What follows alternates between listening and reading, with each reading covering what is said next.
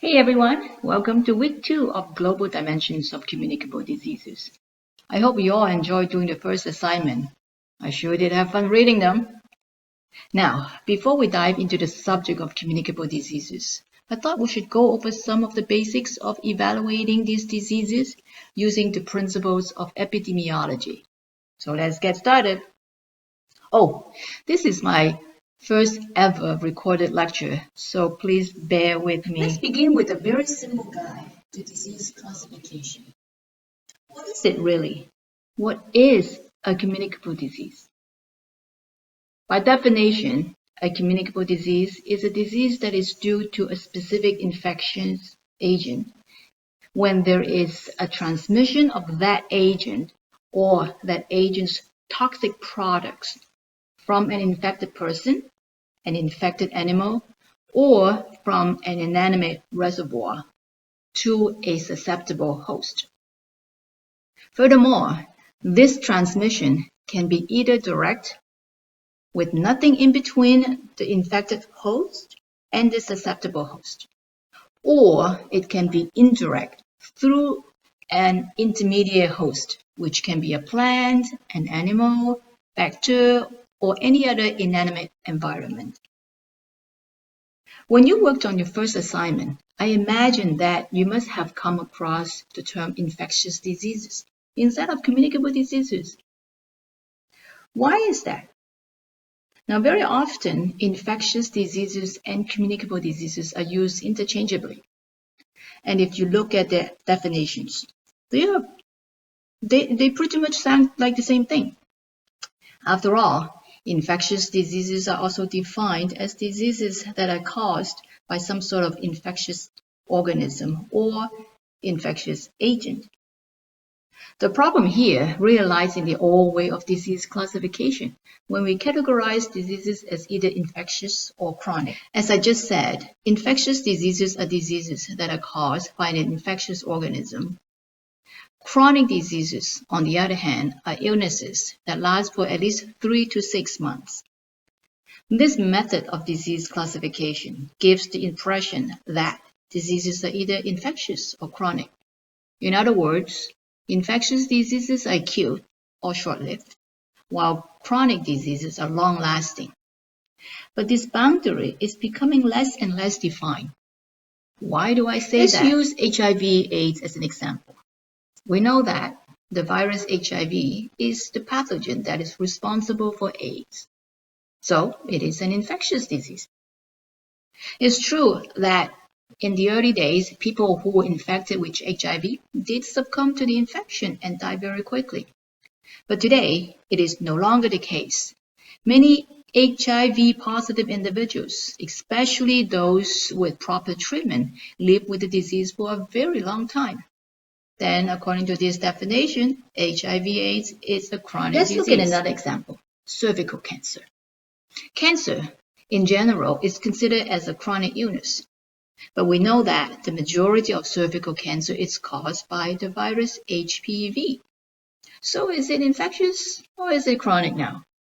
And that's why there is a more modern and, in my opinion, a better way of disease classification, and that is communicable diseases versus non-communicable diseases. And the differences are actually quite clear-cut. When there is an organism that was transmitted that results into a disease, it is communicable. Otherwise, it is non-communicable. Then there is the case of infection versus disease. So how are they different from each other now? You have an infection when a pathogen invades or gets inside of you and begins growing and multiplying within your body. At this point, you may or may not realize something is happening, but you have an infection. If and when, as a consequence of the invasion and growth of the pathogen inside the host, that is you, resulting in the tissue and or the tissue's function being impaired, your infection has led to a disease state, and you have Thanks to COVID-19, the term epidemic has language. Every day, you might have heard that COVID-19 is expected to transition from an epidemic state to an endemic state. where we will have to learn to live with it. So how are they different from each other? Not just COVID-19. In fact, all communicable diseases can be present in the form of an endemic or an epidemic. An epidemic can mean the introduction of a new disease, as in the case of COVID-19 in 2019, or the presence of an existing disease that is in excess of its normal expectation. So by definition, any unknown illness will be considered as an epidemic when it is first introduced. Endemic, on the other hand, is a constant presence of a disease in a geographic area or in a population, such as malaria in the tropical region. Epidemiology is vital when it comes to constituting the concepts, the frameworks, and the tools that we use for disease evaluations. And it is so true that epidemiology, or the epidemiology of communicable diseases, is a complicated network of factors or determinants that influence the development of diseases. A useful concept for organizing these determinants is the epidemiologic triangle. Also known as the epidemiology triangle or the epidemiologic Traditionally, the epidemiologic triangle is a concept based on the infectious disease model, but it has been adapted to include other health conditions. It is particularly useful in the investigation of epidemics.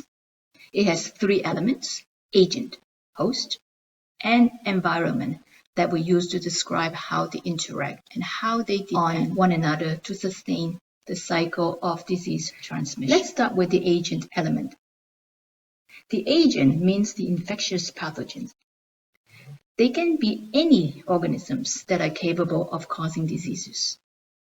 It can be physical, such as a virus, or chemical, such as toxins, tobacco products, or poison. Host is an organism that harbors the agent by providing lodging and subsistence to the infective or infectious agent. Environment is the surroundings and conditions that cause or allow disease transmission, or the environment that provides the setting in which transmission can occur. For example, the wintry environment that brings people to indoor, and that practice facilitates the transmission of influenza, as in any other airborne diseases. Hot, humid climate allows the multiplication of mosquitoes, as in any other vector-borne diseases. Now, let's take a deeper look at each of these three elements. Like I said before, the agent constitutes the infectious pathogens, which can be any organisms that are capable of causing diseases. Traditionally, we have 5 classes of infectious agents: viruses, bacteria, fungi, protozoa, helminths. Later on, we added prions in order for an agent to cause a disease. It must be able to multiply, be able to survive within the host, and find means of transmission to a new Multiplication host can be asexual or sexual. For example, bacteria are asexual organisms that typically reproduce through a process known as binary fission. During this process, cells replicate and copy DNA to new cells before cell division occurs. Binary fission results in the formation of 2 bacterial cells that are genetically identical. For example, Salmonella is a bacterium that causes food poisoning. A single Salmonella cell divides into 2, and they continue on and make copies of themselves. On the other hand, sexual reproduction is the production of new living organisms by combining genetic information from 2 individuals of different types. In this case, different sexes. The advantage of asexual reproduction is that it can be done quickly, but it comes with a cost, in that there is no variations in all future cells, so it is either a complete success or a complete failure. On the other hand, sexual reproduction requires both sexes to be present, and so there are variations in future generations, and as a result, may increase its adaptability to its survival. Being able to multiply is one thing. The agent must also ensure its ability to survive. The survival of the agent depends on a number of factors: adaptability, resistance, and alteration. Adaptability means how adaptable the agent is in a new host. For example, can the agent that normally live in an animal to survive if it goes into a human host? If it can, then it increases its survivability. Resistance, how capable it is for an agent to develop resistance in an adverse environment. Let's take antibiotic resistance as an example. Gram-negative bacteria have an outer membrane that makes antibiotics difficult to penetrate. Then in this case, the agent increases its ability to survive. Alteration. Another way for an agent to survive is to evade the host's immune system. For example, an agent may alter its antigen so that the host's antibodies do not recognize the pathogen even if the host has been exposed before. Lastly, to infect more hosts, an agent must find a way to transmit. Transmission involves the transportation of the agent from one host to another host. It can be direct or indirect. Direct transmission includes person-to-person contact. Indirect, on the other hand, requires a go-between, such as vehicle, factor, for my food, water, etc., and etc. Second element, host. If the agent is transmitted to a new host, its successful invasion and continuation will also depend on a number of host factors. Host, by definition, is an organism that harbors the agent by providing lodging and other subsistence to an infective agent. There are a number of host factors that can foster or prohibit the transmission of an agent, including genetic susceptibility, age, sex, resistance, and immunity status of the host.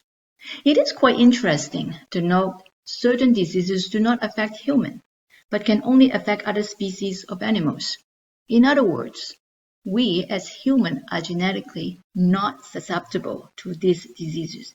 Even if and when the agents are transmitted to humans, they cannot establish themselves within the human host. Let's take FIV as an example. FIV is a lentivirus similar to HIV and causes a disease in cats similar to AIDS in humans. It is a highly species-specific virus that infects only felines. Age is another important host factor. During the course of life, different diseases do affect different age groups differently. For example, diarrheal diseases tend to be more deadly among the very young. Sex is also an important host factor. Certain diseases do affect men and women differently. For example, there is evidence that suggests polio are more common in females or more serious among males. Women are also said to be more prone to HIV infection and other STIs than men. Sex factor may be biological or social. It may be due to the differences in anatomy between sexes or other biologically speaking. It may be due to the differences in anatomy between the sexes or other health conditions that are sex-specific. For example, pregnant women are more prone to infections due to changes in their hormonal levels and the immune system. During pregnancy, the body increases the production of a hormone called progesterone, which relaxes the urethra and the bladder muscles.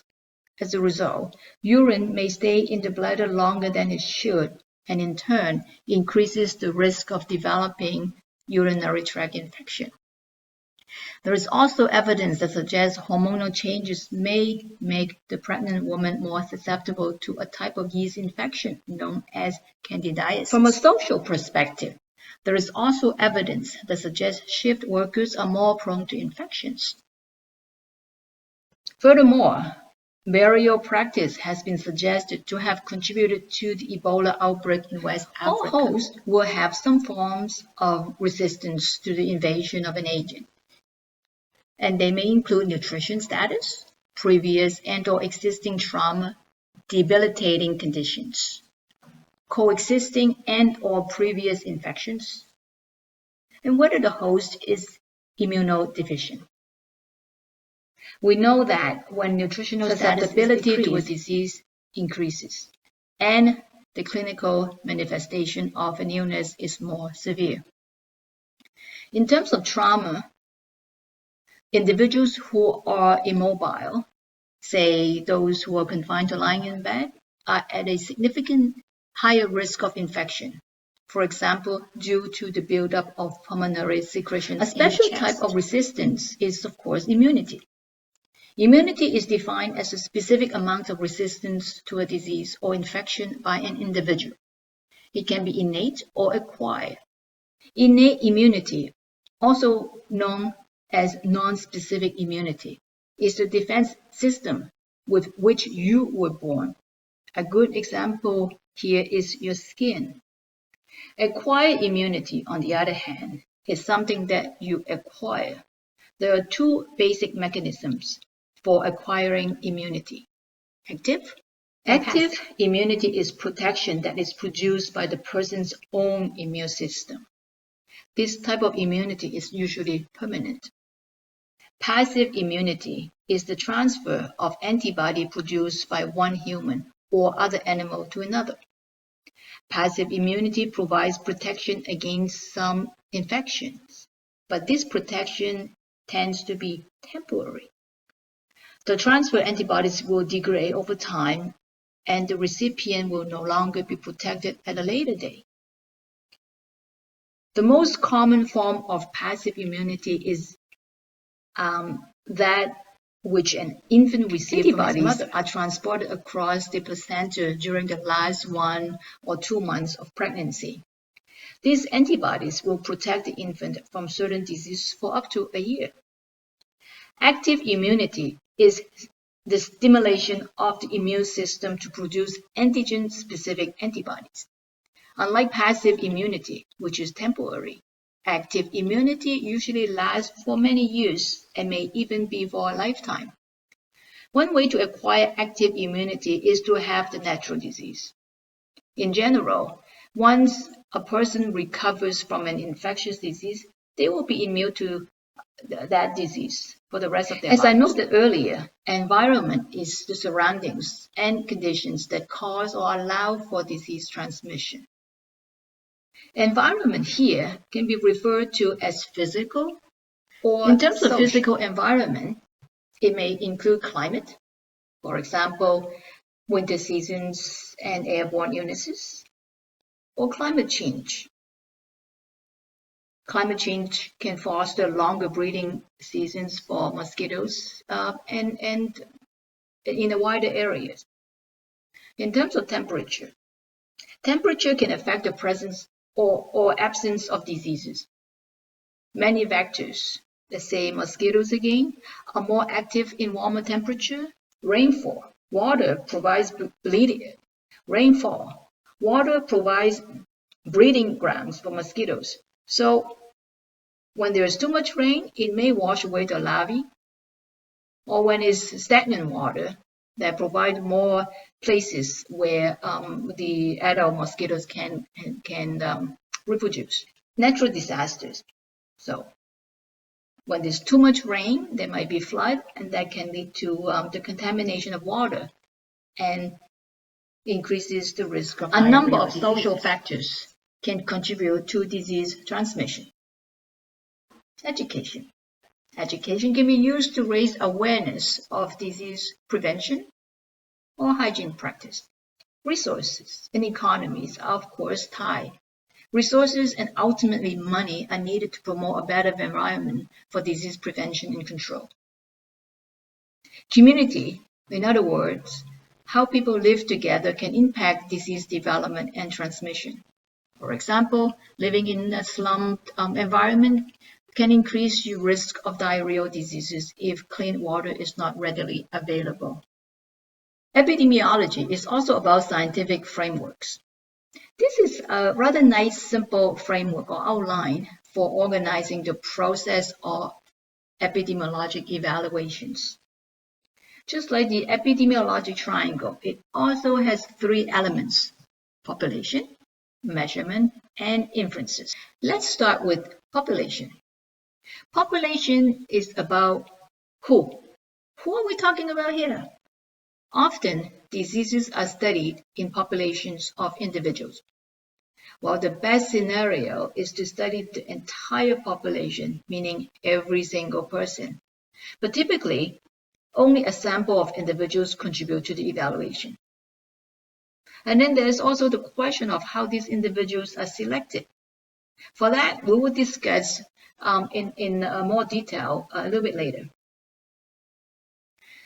The idea that we can study disease in a population that is based on a subset of people reflects the assumption that individuals can be aggregated by some common characteristics.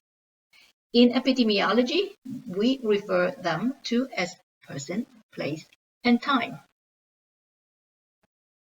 Person. Who are these people? Person answers the who question. Who are these people?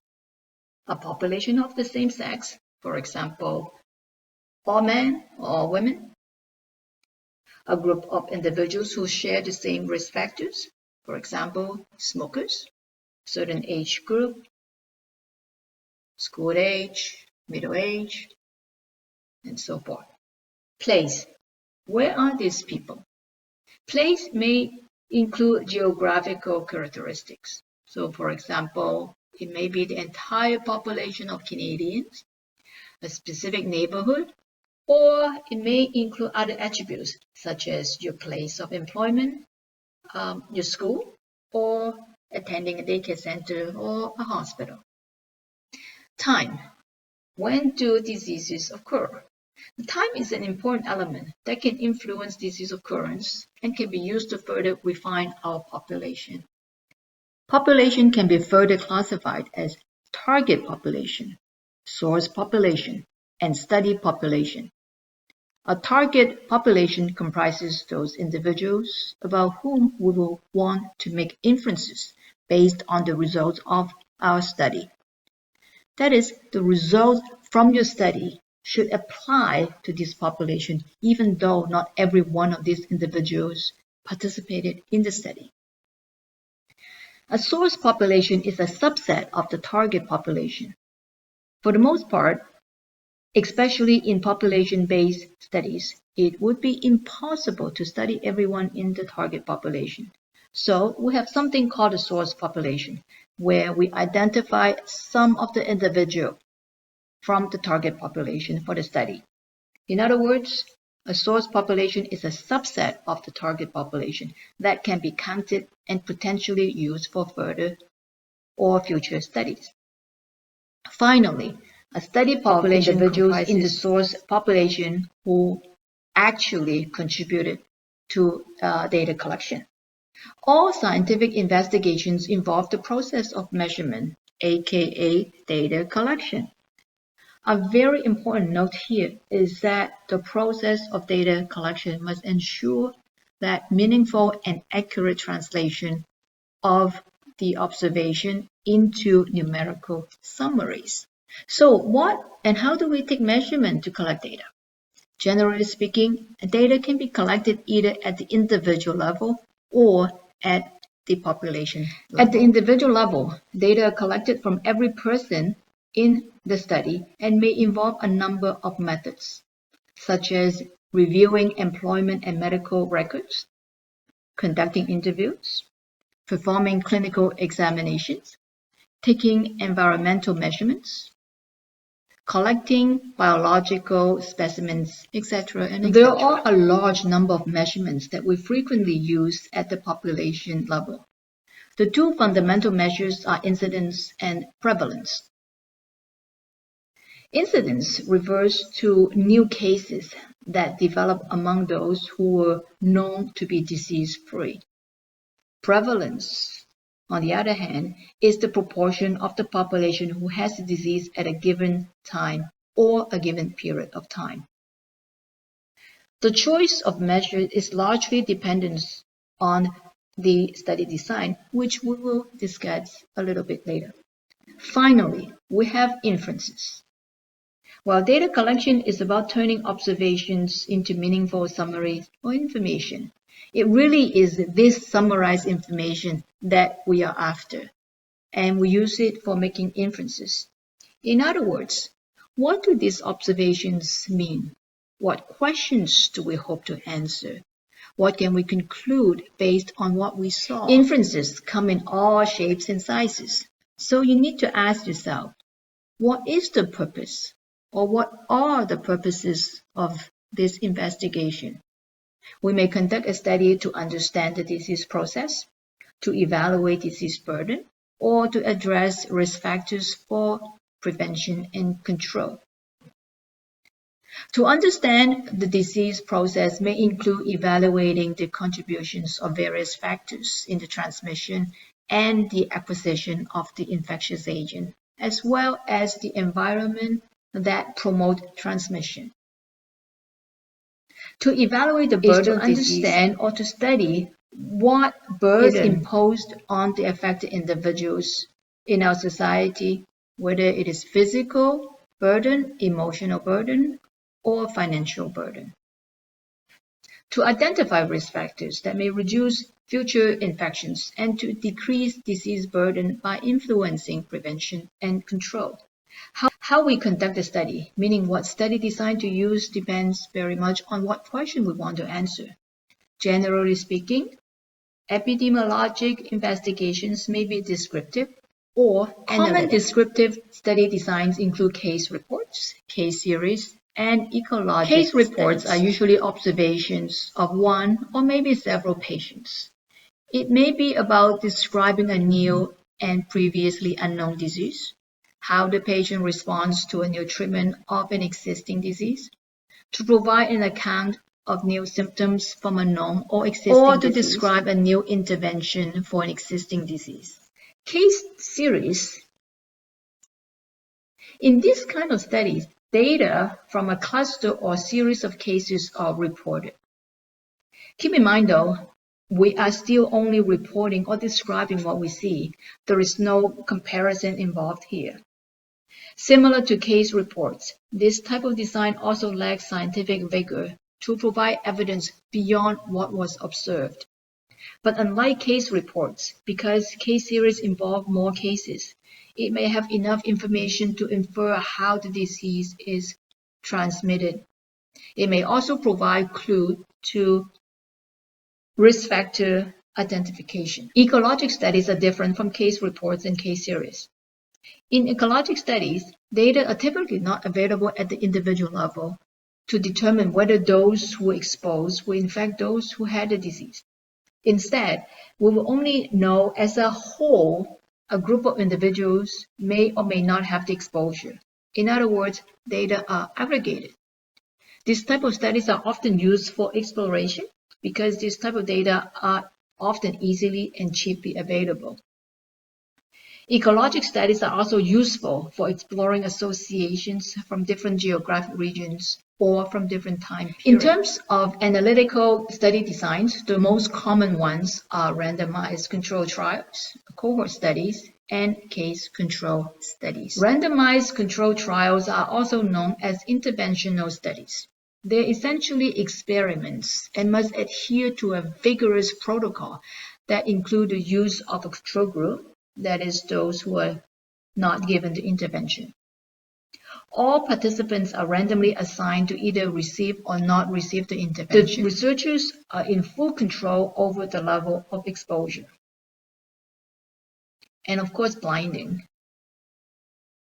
And depending on the level of blinding, it may be that only the study participants are unaware of the intervention, or in the case of double-blind study, neither the participant nor the researchers are aware of the intervention. Cohort studies are a type of observational studies. Here, study participants are grouped together based on the exposure status. At the start of the study participants must be disease-free. Then they are followed over a period of time.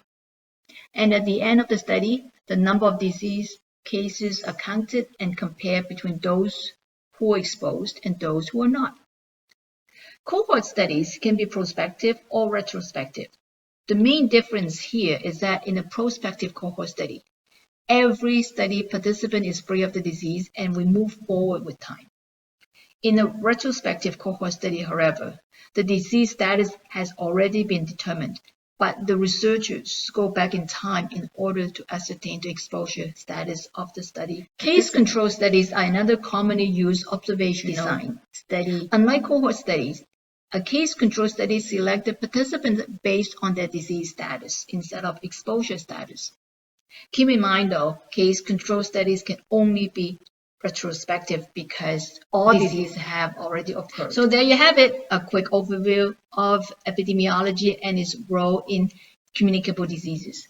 Please keep in mind that this lecture is not meant to replace what you have learned in your epidemiology course, but rather a refresher of the subject. Thanks for watching. Bye for now.